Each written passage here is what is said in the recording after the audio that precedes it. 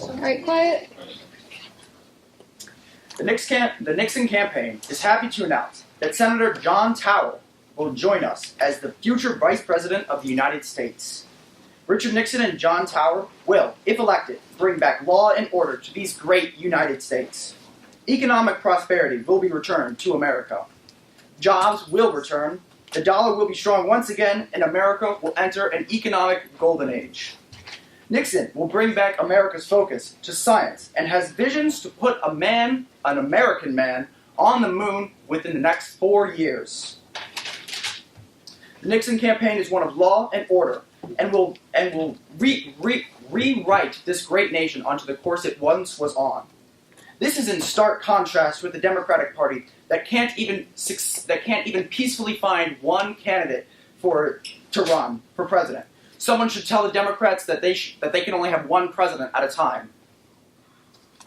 Democrats have grossly mishandled the war in Vietnam, which will be handled with poise and grace under a Nixon administration. Vote Nixon in November for law and order and economic prosperity. I'll be taking questions. Yes. You said that the Democrats poorly handled the Vietnam War, so how would you handle it in a better way? We will achieve peace with honor, and we will stop American boys and husbands being sent home in caskets. Yes. Do you think that a victory with peace and honor is a possible thing? Because the North Vietnam isn't going to back down. I think you underestimate the ability of the Nixon administration to meet and have cordial talks with the North Vietnamese. There is a strong ability of Nixon to have good talks with the North Vietnamese, and we are confident that we will be able to achieve peace with honor. Awesome.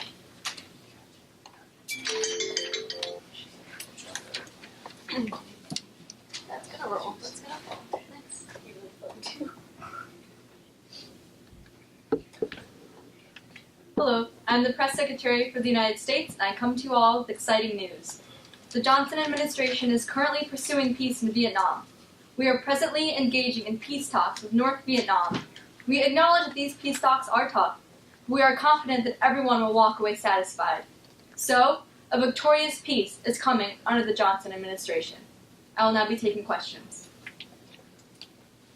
So I spoke with a delegate from Laos, and they request that the United States acknowledge the murder of women and children along the Ho Chi Minh Trail during the U.S. bombing campaign. I was able to speak with LBJ directly, and he said he had no comment and wouldn't say anything until the press conference. So what does the Johnson administration say about the deaths of innocent women and children in Laos? Thank you for giving me the opportunity to address this. The Johnson administration does not condone the deaths of innocent civilians and is taking drastic steps to reform their military leadership strategies. Recently, we have been working towards creating rehabilitation efforts in order to give soldiers physical and mental rehabilitation to help them make more informed decisions in order to help prevent the deaths of innocent civilians. What has the committee thought about the massive amounts of protests occurring at the Democratic National Convention today? We support the pluralism of viewpoints, and ultimately we are proud of the work that has occurred between President Johnson and Mayor Daley in order to achieve order at the Democratic National Convention. We are confident with the collaboration between our administration and the Chicago City Council that we will be able to have a peaceful Democratic National Convention, successful. So that's the last question I can take. Thank you. All right, so we're gonna have a brief message. We can interrupt this press conference for a second. The new Democratic nominee for president, Vice President Hubert Humphrey, is here, along with his running mate.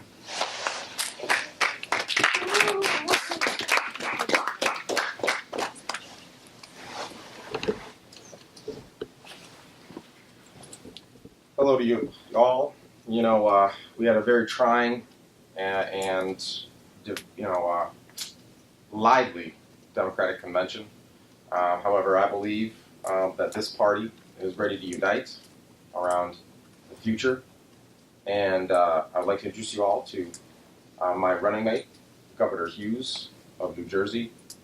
And we believe that we can chart a course for this country that means that we can continue to advance on the civil rights record of this president and President Kennedy, as well as bring new progress to the future of the United States in the latter half of the 20th century.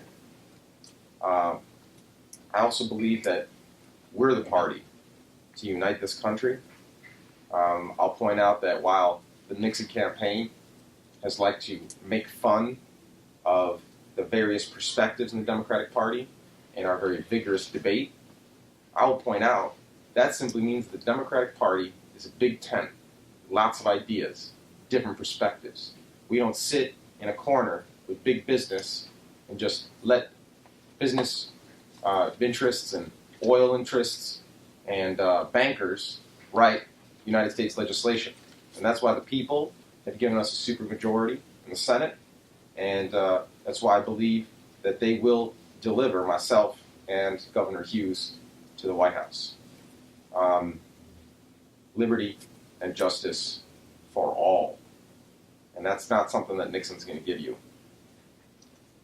I'm also proud that Governor Hughes is going to be able to take up in his focus as vice president one of the cause du jours of my career, and that is fair housing for all Americans, the desegregation of housing in America, as well as universal education for all Americans.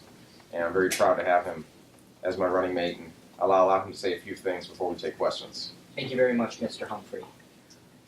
So we live in such divisive times these days, and it's important that we can find causes that allow all of America to come together.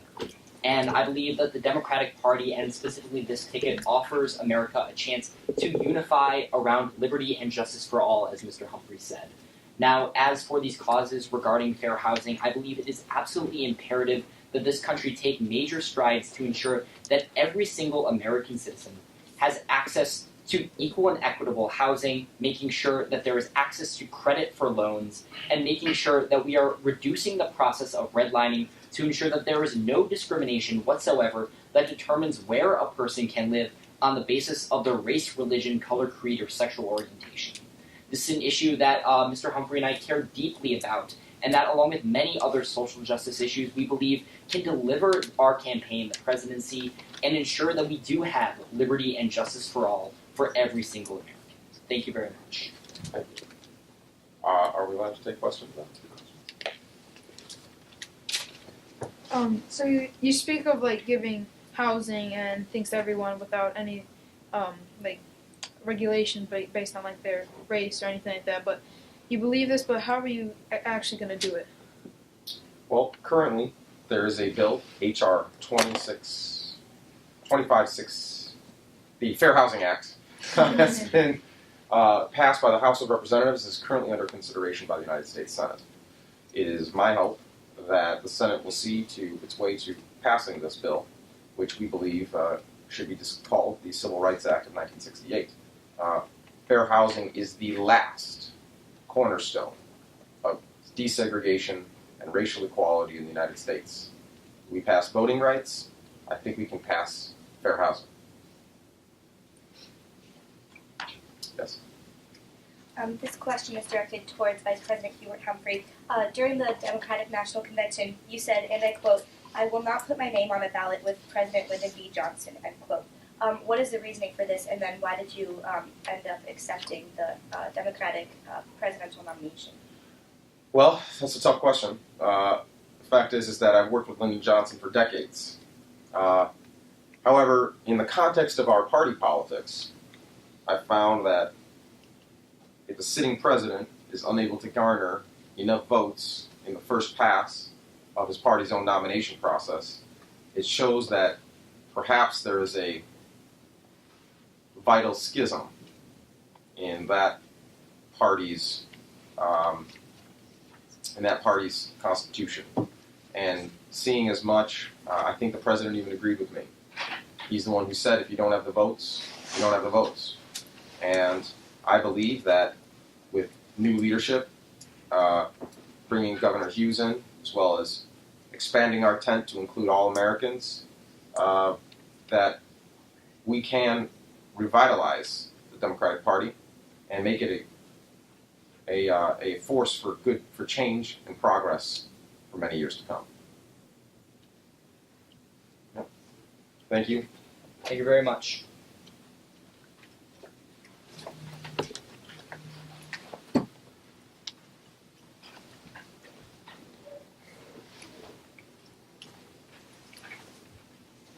Good evening, everyone.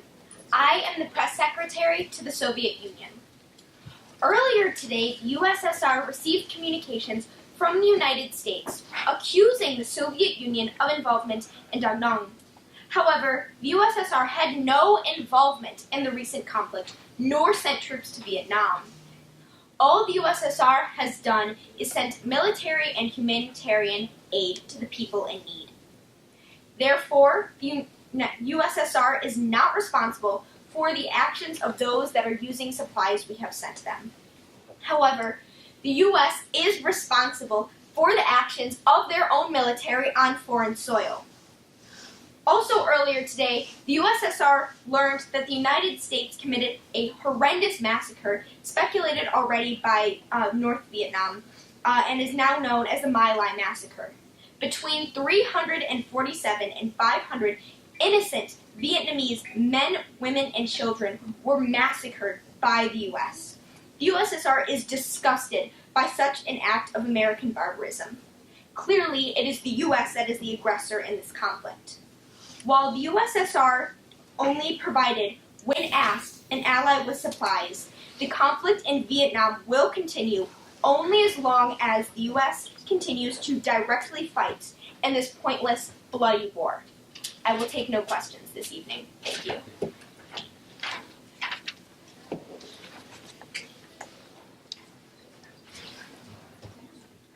Good evening.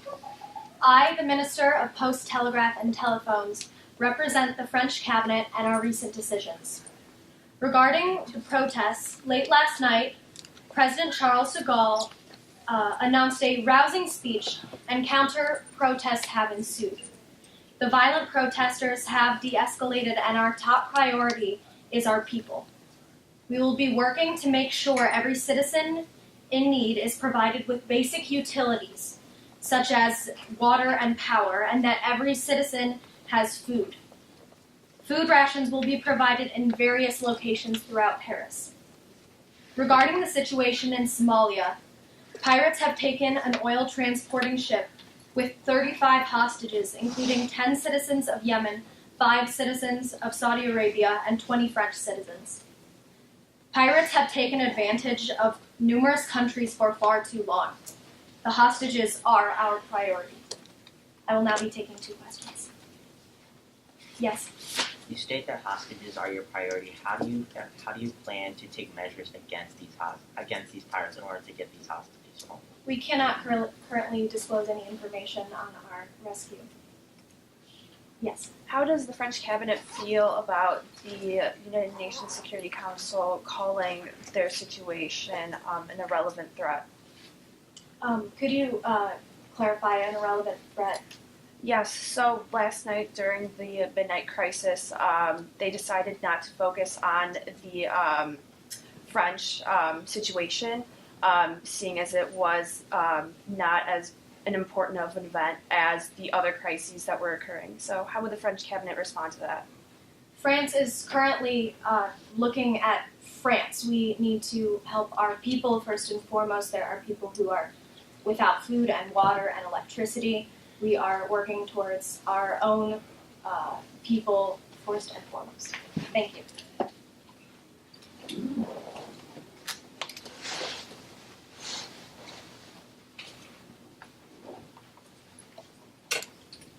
Good afternoon. I am the Minister of Public Security from the Vietnam cabinet.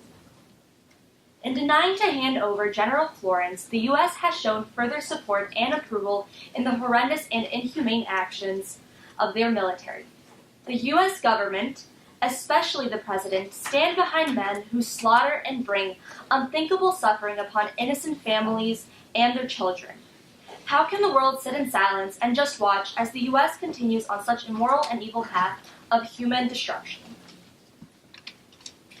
We have had peace talks with the Johnson administration, and the Americans have shown that they are the imperialist pigs that we know them to be. Johnson wants war, and this is what we will give him. We will continue to coordinate crippling attacks until the United States accepts a one-state solution and understanding the current political situation. Vietnam urges future administrations to not make the same mistakes as President Johnson. Thank you. We will now be taking questions. Thank you for your time.